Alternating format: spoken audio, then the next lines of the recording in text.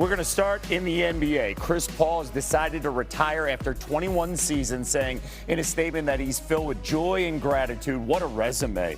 12-time All-Star, All-NBA 11 times. The only thing he didn't do was win a title.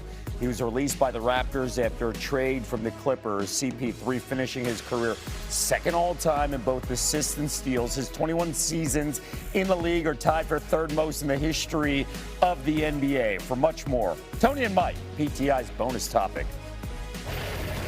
All right, Wilbon, what will you remember the most about Chris Paul's career? Tony, I don't even know where to start. I've known Chris Paul since he was 18 years old, and he was going to Wake Forest. And through a series of things that happened in lives, Chris Paul and I became friends. And I do mean close friends, to the point where he asked me to edit his book, 61, which we did a couple of years ago, a New York Times bestseller, thank you. And so I've been there with a front row seat. Humble brag. I like the way you did that. Yeah, Chris wouldn't do that, but I did. That's good. I had a front row seat to his whole adult life and his family's life. And he did not win a championship, and that will come up high in any assessment of his career. That is not what comes up first to me. He led a Phoenix team, which had only been to the finals twice ever, to the finals in 2021 with Devin Booker and Chris Paul on that team. He led an OKC team that was supposed to go nowhere to something. He led a Clippers team, which had never done anything in the playoffs, to a Game 7 win over San Antonio. Might have been defending champion San Antonio once. So there's all these great accomplishments, all-star, leader in assists, leader in steals. If you check any list, Chris Paul among point guards is going to be way up there at the top. And so, but I think leading the Suns to the finals, I know they lost to Milwaukee and Giannis, but leading the Suns to the finals for me is the highlight. Here is how high he goes with assists. He's a second all-time in assists to John Stockton. Second all-time. Second in steals. You are close with him, yeah. and I appreciate that. So you can fill in the blanks here. What I remember most is there was a time when he was traded to the Los Angeles Lakers. And the league office, David Stern, said, no, he's not going. And it looked like he was going into a situation where he could win a championship. Yeah. What happened with that? David Stern decided that for basketball reasons, which he never cleared up, at least not on the record, that he was just basically denying the trade. He was just going to stop it. Because the league was running the New Orleans team. The New Orleans team, right. Where he Chris was Paul a de facto was playing. GM, right. David Stern was. Right. Talk about a massive conflict of interest. And to me, one of the things that David Stern was a brilliant commissioner for a long, long time, this was a mark against.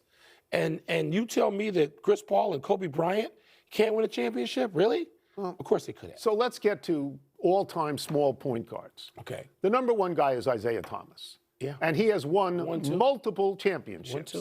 Chris Paul would be put in that category of all-time small point guards. With John Stockton? With John Stockton, neither of whom has won. And I would tell you that sports is cruel. And we remember who won, and we remember who lost. And Chris Paul is on the wrong side of that remembrance. Yep. No, Tony, absolutely. And I wonder now what he's going to do. Chris is a talented man. And, there are all kinds of things. There could be leadership in sports. There could be certainly television. There could be coaching and administration. There could be all kinds of things. I don't know. We haven't discussed it that much because he was still playing. So you don't want to open up a restaurant with him? Because that's my default position all the time. Open up a restaurant. Yeah, okay. What city? Where we going? You coming? Sure. Okay. If the food is free. I knew we were getting to that. That's it. We're done. Back to you. Food free, I'm there. On the scene in Inglewood, California's NBA insider Ramona Shelburne, who joins us now. Ramona, you've spent a big portion of your career covering CP3's NBA journey. How do you put his impact on the game into some context here?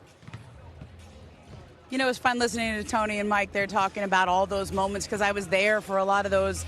And we can't even fit all of them into one sentence, right? He started his career with the Pelicans. They got relocated to Oklahoma City. Remember, there was Hurricane Katrina, and they got relocated from New Orleans to Oklahoma City. Then he gets traded out here to Los Angeles in one of the most stunning trades, right, in 2011, where he goes to the Lakers and the Clippers. He started Lob City out here. It's sort of an irony. He comes back to the Clippers. This All-Star game should have been he should have been the face of that. And obviously, it didn't work out here with the Clippers. But I go back really to 2020 when we didn't know if we were going to finish the NBA season. And Chris Paul made that happen. He made the NBA bubble happen, and I don't know if people quite understand how much work went into that. It was Chris Paul on the phone with Adam Silver and Michelle Roberts and Bob Iger, our boss here at Disney, making sure that there was a finish to the 2020 NBA season. They got everyone to go and live away from their families for months, all of the collective bargaining agreements that he did. So I know you talk about he didn't win a title, he got right there, but he did so much for the game off the court. Yeah, keep in mind, too, he also won 2 gold medals for Team USA at the Olympics. You know, you mentioned the commissioner. Tomorrow we'll hear from NBA Commissioner Adam Silver. The league fined both the Jazz and the Pacers after the 2 teams sat healthy players. What are you hearing in regards to the tanking narrative and this issue that just remains a topic of conversation leading into the break? Yeah, everybody knows it's a problem, Kevin, but nobody knows how to fix it, because the way you have to fix it is you have to say, okay, we're not going to put protections on picks anymore. We're going to say it's a first-round pick and that's it. We're going to completely redo how we do the lottery. Right now, there's just too much incentive to tank, and the only way to get great players in this league, especially now with the second apron and the rules around free agency, is through the draft. And so it looks terrible for the league in terms of the product on the court. Everyone knows it's a problem. It's a major topic of conversation here at the All-Star game, but just in every conversation you have at the league right now. And I think Adam Silver's on top of it because he understands there's an integrity of the game issue. I mean, if you're a season ticket holder in Utah or some of these other cities, it's really tough. But I will say, you know, that game that we're talking about with Utah, they actually beat the Heat that game. So sometimes what looks bad actually isn't. Yeah, keep in mind that the Pacers and the Jazz are among the bottom 6 teams in the league right now. And again, this conversation will go away, especially considering how great that college basketball draft class could be. We're talking easy money. Sniper Kevin Durant, 16th All-Star selection this year, tied for 4th most in NBA history. He has twice taken home All-Star Game MVP honors, once in 2012 as a member of the Thunder, also in 2019 as a member of the Warriors. He scored 272 career All-Star Game points. That's 3rd most ever. But Wednesday on the mic, he's talking about All-Star Game effort. All right, KD, we are back with our senior NBA writer, Brian Windhorst, and I'm curious your response there to KD's comments, calling out specifically Nikola Jokic and Luka Doncic. Well, he, of course, has a point. It's unfortunate that the discourse is which group is more apathetic about the game, the Americans or the world team. Now, if this was trash talk that translated to the court on Sunday, then I would be really interested in it. But I'm afraid that if they're focusing on whose blame it is for not playing hard, that's not necessarily going to be leading to the type of performance that everybody is hoping to see.